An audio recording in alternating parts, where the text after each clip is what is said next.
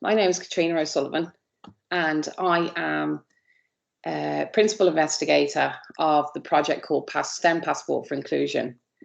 I've included a little quote there that says we're not all the same, and the reason for that is the STEM Passport for Inclusion is a project that's being funded by the SFI in partnership with Maynooth University and Microsoft and Accenture and other partners to try to ensure that all young women across Ireland have access to information that will help them make a decision about whether they want to move into STEM courses or careers in the future. So my particular focus is on working class girls. And just to tell you a little bit about the reason for this is that while we have loads and loads of opportunities across Ireland and programs for young women to learn about science and learn about STEM, we often ignore the fact that different girls, we're not all the same.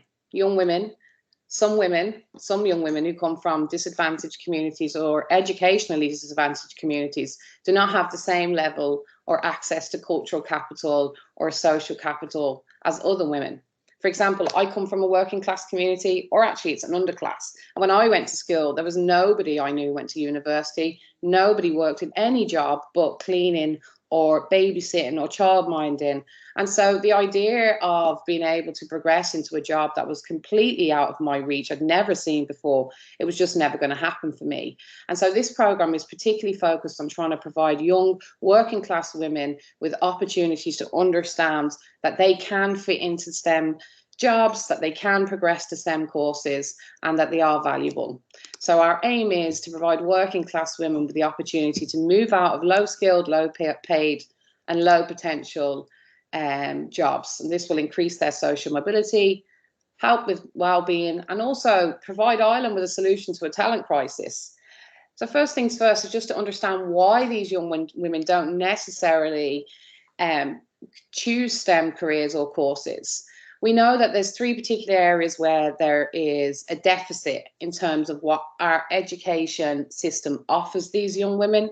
For example, young women who go to deaf schools or schools that are educationally disadvantaged, they often don't get the opportunity to develop their STEM skills. They might not have science at a higher level. They definitely are not encouraged to study higher level subjects in the same way as other students, and they don't then meet the entry requirements to move into STEM degree programs. They also might lack the cultural capital within their family or community, whereby they understand how to get into university or what's required to move into a high status career, or their families may value different things or have different beliefs. For example, my family believed that, you know, an apprenticeship was a great job and it was an amazing thing. Actually, even getting a job was a great thing. So having that, I suppose, implicit or tacit knowledge isn't always there in these communities. And finally, then, relationships is really important, like knowing someone that you trust, that you can identify with, who has done a job that you've never seen before, is really essential for actually believing, well, if they can do it, I can do it. So these young women often lack relationships with females who work in STEM, or women that they can identify with. So the STEM Passport for Inclusion has, I suppose, built a solution to this around these three things. And what we're looking for, particularly from you, is we're looking for you to support us in developing this core element of the programme, which is social capital. The young women will be taking part in loads of different activities. So they'll be participating in an accredited STEM program that's run through Microsoft. They'll be visiting STEM courses. But importantly, what we want from you is we want you to become mentors for these young women. So we're looking for women who work in the STEM industries to actually volunteer their time and become role models for these young women. So what is a mentor, and why do we want them to help? If you've ever had a mentor in your life, you'll know that that person often helps you to make different choices or has the potential to change your life. And in my case, I had a mentor who actually was just a woman who believed in me.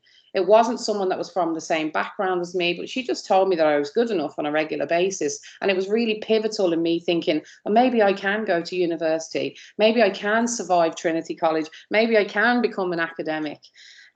So we're asking you women to actually consider being mentors on this program. And if you're interested in, I suppose, supporting this, I'm going to just tell you now about what's involved, what the ask is. First things first is you need to sign up. So you need to follow up with the email that you received and actually get some more information. What we're going to provide for you is a complete training program. So the mentors who do volunteer, you'll be involved in an accredited program, which is 8 hours of training, 4 hours over 2 days, and where you'll learn how to mentor for diversity and how to build relationships with these young women. You'll also get to understand a little bit about class differences and how they emerge in the workplace. And finally, once completed the program, you'll be awarded a digital badge by the National Forum for Teaching and Learning as a mentor for equality, diversity and inclusion. So you can wear that in your email, and it's a great thing to have.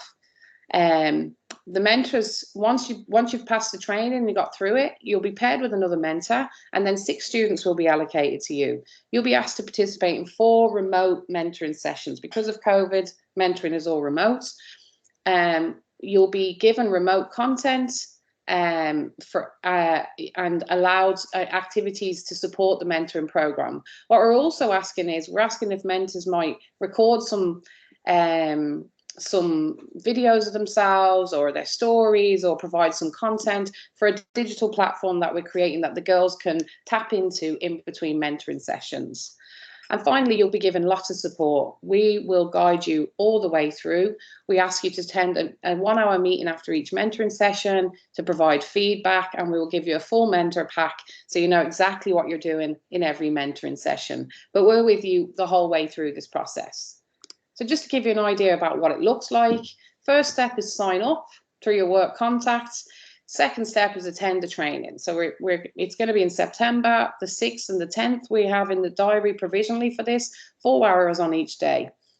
Then in October, all the dates are set from the beginning, so you'll know the dates as soon as you sign up. You'll do your first remote mentoring session. This is 2.5 hours long because it's an introduction session, get to know you. And then afterwards, we ask you to attend the 1-hour session just to give some feedback. Session 2 then will happen in November. This is for an hour. It's remote again. And then following on from that, we'll have the feedback session. Session 3 will happen in January or February, depending on the group that you're allocated to. 1 hour, 1.5 hour mentoring session, and then that feedback. And then the 4th session, we're going to have a big celebration event. Hopefully that won't be remote. COVID, please being over, we might have a face-to-face session. But if not, if it's remote, we're going to have a big online event where you'll meet your mentors again, and then you will also come together as a group. We will get feedback from you then, and also you have an opportunity to become a facilitator on the program.